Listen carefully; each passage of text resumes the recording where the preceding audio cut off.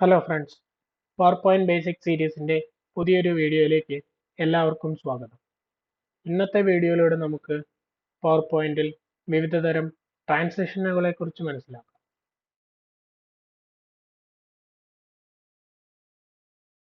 Power പോയിന്റിൽ ട്രാൻസിഷനുകൾ ഉപയോഗിക്കുന്നത് ഒരു സ്ലൈഡിൽ നിന്നും മറ്റൊരു സ്ലൈഡിലേക്കുള്ള മൂവ്മെന്റിനെ സൂചിപ്പിക്കാനാണ്. നമ്മൾ നമ്മുടെ പവർ പോയിന്റ് മറ്റുള്ളവരിലേക്ക് പ്രസന്റ് ചെയ്യുമ്പോൾ ഒരു സ്ലൈഡിൽ നിന്നും മറ്റൊരു സ്ലൈഡിലേക്കുള്ള മാറ്റത്തെ കുറച്ചുകൂടി മനോഹരമാക്കാൻ നമ്മൾ ട്രാൻസിഷൻസ് ഉപയോഗിക്കുന്നു. നമുക്കിപ്പോൾ ഇവിടെ നാം ക്രിയേറ്റ് ചെയ്ത ഈ പവർ പോയിന്റിലെ വിവിധ സ്ലൈഡുകൾക്ക് നമുക്ക് ട്രാൻസിഷൻസ് അപ്ലൈ ചെയ്യാം. അതിനായി ഇവിടെ ആദ്യം ചെയ്യേണ്ടത് നമ്മുടെ ട്രാൻസിഷൻസ് എന്നുള്ള ഈ ഒരു ടാബിൽ ക്ലിക്ക് ചെയ്യുകയാണ്. ഇപ്പോൾ നമ്മുടെ മുമ്പിൽ ഇവിടെ അവൈലബിൾ ആയിട്ടുള്ള ഒരുപാട് ട്രാൻസിഷൻസ് കാണാവുന്നതാണ്. അതോടൊപ്പം തന്നെ ഈ ഒരു ഡ്രോപ്പ് ഡൗൺ ഐക്കൺ ക്ലിക്ക് ചെയ്ത് കഴിഞ്ഞാൽ നമുക്ക് പവർ പോയിന്റിൽ അവൈലബിൾ ആയിട്ടുള്ള എല്ലാ ട്രാൻസിഷൻസും ഇവിടെ കാണാം. ഓരോ ട്രാൻസിഷൻസും നമുക്ക് അപ്ലൈ ചെയ്തുകൊണ്ട് അവ തമ്മിലുള്ള വ്യത്യാസങ്ങൾ എന്താണെന്ന് മനസ്സിലാക്കാം. ഞാൻ ആദ്യം തന്നെ എല്ലാ സ്ലൈഡും സെലക്ട് ചെയ്ത് അതിനായി ആദ്യത്തെ സ്ലൈഡ് സെലക്ട് ചെയ്ത് കീബോർഡിലെ ഷിഫ്റ്റ് കീ ഹോൾഡ് ചെയ്ത് പിടിച്ചോട്ട് അവസാനത്തെ സ്ലൈഡ് സെലക്ട് ചെയ്തു. ഇപ്പോൾ നമുക്ക് നമ്മുടെ എല്ലാ സ്ലൈഡും സെലക്ട് ആയിട്ടുണ്ട്. അതിനുശേഷം നമുക്ക് ഇവിടെ കാണുന്ന ആദ്യത്തെ ട്രാൻസിഷൻസ് അപ്ലൈ ചെയ്യാം. നിങ്ങൾക്ക് ഇവിടെ കാണാം ഒരു സ്റ്റാർ മാർക്ക് ഇവിടെ വന്നത്.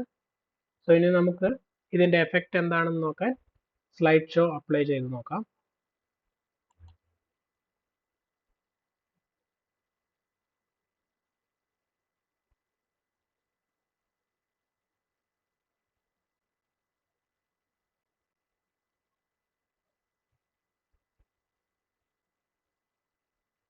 ഇവിടെ നിങ്ങൾക്ക് ഇപ്പോൾ പറയത്തക്ക യാതൊരുവിധ ചേഞ്ചസും കാണാനാവുന്നില്ല. എന്നാലും പവർ പോയിന്റിൽ അവൈലബിൾ ആയിട്ടുള്ള ഏറ്റവും യൂസ്ഫുൾ ആയിട്ടുള്ള ഒരു ട്രാൻസിഷൻ ആണ് ഈ മോർഫ് എന്നുള്ളത്. വളരെ സ്മൂത്ത് ആയിട്ടുള്ള മൂവ്മെന്റ്സ് എല്ലാം നമുക്ക് ഈ മോർഫ് ട്രാൻസിഷൻസ് വഴി ക്രിയേറ്റ് ചെയ്യാവുന്നതാണ്. മോർഫ് ട്രാൻസിഷനെ കുറിച്ചുള്ള ഡീറ്റെയിൽഡ് ആയിട്ടുള്ള ഒരു വീഡിയോ നമ്മുടെ ചാനലിൽ തന്നെ അവൈലബിൾ ആണ്. എല്ലാവരും ആ വീഡിയോ ഒന്ന് കാണാൻ മറക്കല്ലേ. മോർഫ് ട്രാൻസിഷന്റെ പവർ എന്താണെന്ന് അറിയാനായി നമുക്കിതിൽ ചെറിയ ചെറിയ അഡ്ജസ്റ്റ്മെന്റുകൾ ഒന്ന് വരുത്തി നോക്കാം.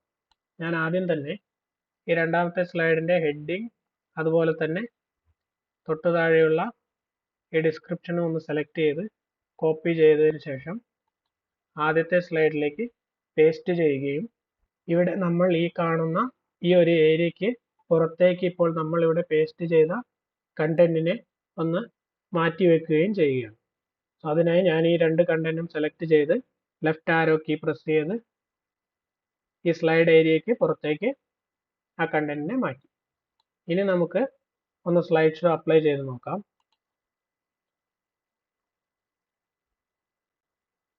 ഇപ്പോൾ നിങ്ങൾക്ക് ഇവിടെ കാണാം നമ്മുടെ ഈ കണ്ടന്റ് ലെഫ്റ്റ് സൈഡിൽ നിന്നും വളരെ സ്മൂത്ത് ആയിട്ട് മൂവ് ചെയ്ത് നമ്മുടെ ഈ രണ്ടാമത്തെ സ്ലൈഡിലേക്കായി വന്നത്. ഇതുപോലെ തന്നെ നിങ്ങൾക്ക് ഏത് ഡയറക്ഷനിലേക്കും ഇത് കോപ്പി ചെയ്ത് വെച്ച് ആ ഒരു ഡയറക്ഷനിൽ നിന്നും നമുക്ക് ആ കണ്ടന്റ് വരുന്നതായിട്ട് ആനിമേറ്റ് ചെയ്യാവുന്നതാണ്. ഞാനിവിടെ ഈ ടൈറ്റിൽ ഒന്ന് മൂവ് ചെയ്ത് ഈ സ്ലൈഡിന്റെ മുകളിലായി നൽകുകയാണ്. ഇനി നമുക്ക് ഒന്നുകൂടി സ്ലൈഡ് ഷോ അപ്ലൈ ചെയ്ത് നോക്കാം. ഇപ്പോൾ നിങ്ങൾക്ക് കാണാം ഈ കണ്ടന്റ് ലെഫ്റ്റ് സൈഡിൽ നിന്നും ടൈറ്റില് മുകളിൽ നിന്നുമായി വളരെ സ്മൂത്തായി മൂവ് ചെയ്ത് വന്നു. ഇതുപോലെ നിങ്ങൾക്ക് ഇമേജസ് അല്ലെങ്കിൽ ഇതിൽ ആഡ് ചെയ്തിട്ടുള്ള ഐക്കണുകൾ എല്ലാം തന്നെ ഇതുപോലെ നമുക്ക് ആവശ്യമുള്ള സ്ലൈഡിന്റെ മുൻപിലത്തെ സ്ലൈഡ് ഏരിയയ്ക്ക് വെളിയിലായി പേസ്റ്റ് ചെയ്ത് വെച്ച് കഴിഞ്ഞാൽ വളരെ സ്മൂത്ത് ആയിട്ടുള്ള അല്ലെങ്കിൽ വളരെ മനോഹരമായിട്ടുള്ള ആനിമേഷൻസ് ലഭിക്കുന്നതാണ്. ഇനി നമുക്ക് അടുത്ത സ്ലൈഡിലേക്ക് മറ്റൊരു ആനിമേഷൻ അപ്ലൈ ചെയ്ത് നോക്കാം. ഞാനിവിടെ പുഷ് എന്നുള്ള ആനിമേഷൻ സെലക്ട് ചെയ്യുകയാണ്. ഇപ്പോൾ നമുക്ക് ഇവിടെ ഒരു പ്രിവ്യൂ കാണാം. രണ്ടാമത്തെ സ്ലൈഡ് കഴിഞ്ഞ് മൂന്നാമത്തെ സ്ലൈഡ് നമ്മുടെ രണ്ടാമത്തെ സ്ലൈഡിനെ പുഷ് ചെയ്തുകൊണ്ട് താഴെ നിന്നും വരുന്നത്. ഇനി നമുക്ക് സ്ലൈഡ് ഷോ ഒന്ന് അപ്ലൈ ചെയ്ത് നോക്കാം.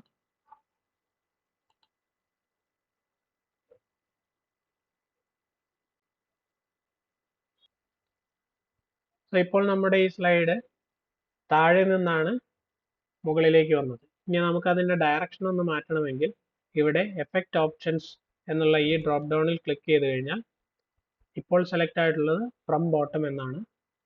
അതിനെ മാറ്റി ഫ്രം ലെഫ്റ്റ് അല്ലെങ്കിൽ ഫ്രം റൈറ്റ് അല്ലെങ്കിൽ ഫ്രം ടോപ്പ് എന്നുള്ളതും സെലക്ട് ചെയ്യാവുന്നതാണ്. ഞാനിപ്പോൾ ഇവിടെ റൈറ്റ് എന്ന് സെലക്ട് ചെയ്യുന്നു. സോ നമുക്ക് ഈ സ്ലൈഡ് ഷോ അപ്ലൈ ചെയ്ത് കഴിഞ്ഞാൽ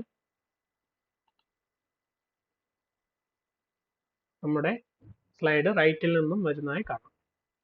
ഓക്കെ, ഇനി അതോടൊപ്പം തന്നെ ഈ ട്രാൻസിഷൻ നടക്കുമ്പോൾ നമുക്കൊരു സൗണ്ട് കൂടി അപ്ലൈ ചെയ്യണമെങ്കിൽ ഇവിടെ സൗണ്ട് എന്നുള്ള ഒരു ഓപ്ഷൻ കാണാം. അതിൽ ക്ലിക്ക് ചെയ്ത് നിങ്ങൾക്ക് ആവശ്യമുള്ള സൗണ്ട് ഇവിടെ നിന്നും നൽകാവുന്നതാണ്. ഇനി അതിന് തൊട്ട് താഴെയായി ഇവിടെ ഡ്യൂറേഷൻ എന്നുള്ള ഒരു ഓപ്ഷൻ കാണാം. ഇവിടെ അഡ്ജസ്റ്റ് ചെയ്തുകൊണ്ട് നമുക്ക് ഈ ട്രാൻസിഷൻ്റെ സമയം കൂട്ടുകയും കുറയ്ക്കുകയും ചെയ്യാം. അതുപോലെ തന്നെ നമുക്ക് അതിൻ്റെ റൈറ്റ് സൈഡിലായി കാണുന്ന ഇപ്പോൾ ടിക്ക് ആയിട്ടുള്ള ഓൺ മൗസ് ക്ലിക്ക് എന്നുള്ള ഓപ്ഷനാണ്. അതിൻ്റെ അർത്ഥം നമ്മൾ മൗസ് ക്ലിക്ക് ചെയ്യുമ്പോഴാണ് സ്ലൈഡ് ഷോയിൽ ഒരു സ്ലൈഡിൽ നിന്ന് മറ്റൊരു സ്ലൈഡിലേക്ക് മൂവ് ആകുന്നത്. ഇനി അതല്ല, നമുക്ക് ഒരു പ്രത്യേക നമ്മൾ സെറ്റ് ചെയ്യുന്ന ഒരു സമയത്തിന് ശേഷം അടുത്ത സ്ലൈഡ് നമുക്ക് കാണണമെങ്കിൽ ഇവിടെ ആ സമയവും നമുക്ക് സെറ്റ് ചെയ്യാവുന്നതാണ്. സോ ഇതുപോലെ തന്നെ നമുക്ക് ആവശ്യമായിട്ടുള്ള ട്രാൻസിഷൻസ് ഓരോ സ്ലൈഡും സെലക്ട് ചെയ്ത് നൽകാവുന്നതാണ്. അല്ലെങ്കിൽ എല്ലാ സ്ലൈഡിനും ഒരേ ട്രാൻസിഷൻ തന്നെ അപ്ലൈ ചെയ്യാവുന്നതുമാണ്. ഇവിടെ അവൈലബിൾ ആയിട്ടുള്ള എല്ലാ ട്രാൻസിഷൻസും അപ്ലൈ ചെയ്ത് അവ തമ്മിലുള്ള വ്യത്യാസം എന്താണെന്ന് നിങ്ങൾക്ക് തന്നെ സ്വയമേ മനസ്സിലാക്കാവുന്നതാണ്.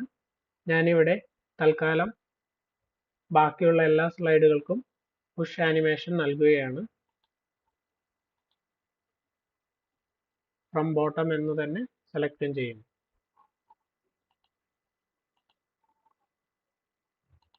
ഇനി നമുക്ക് നമ്മളിപ്പോൾ ക്രിയേറ്റ് ചെയ്ത ട്രാൻസിഷൻസ് എല്ലാം ഫൈനൽ ഔട്ട്പുട്ടിൽ എങ്ങനെയാണെന്നൊന്ന് കണ്ടു നോക്കാം.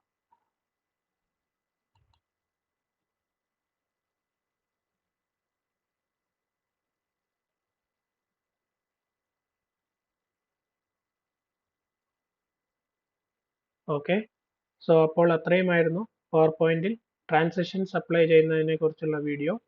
ഈ വീഡിയോ നിങ്ങൾക്ക് എല്ലാവർക്കും ഇഷ്ടമായി എന്ന് വിചാരിക്കുന്നു.